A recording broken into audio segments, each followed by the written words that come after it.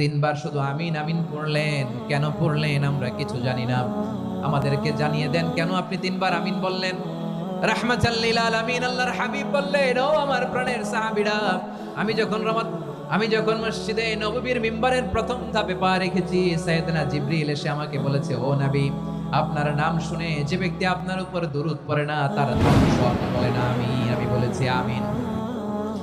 দ্বিতীয় ধাপে পা রাখার পর সাইয়েদনা জিবরিল বললেন, ইয়া রাসূলুল্লাহ, মাতা পিতাকে বার্ধক্য অবস্থায় পেয়ে তাদের সেবা করে, তাদের সাথে সদাচরণ করে যে সন্তান জান্নাত কামাতে পারলো না, তার জন্য ধ্বংস। আপনি বলেন আমিন। আমি বলেছি আমিন।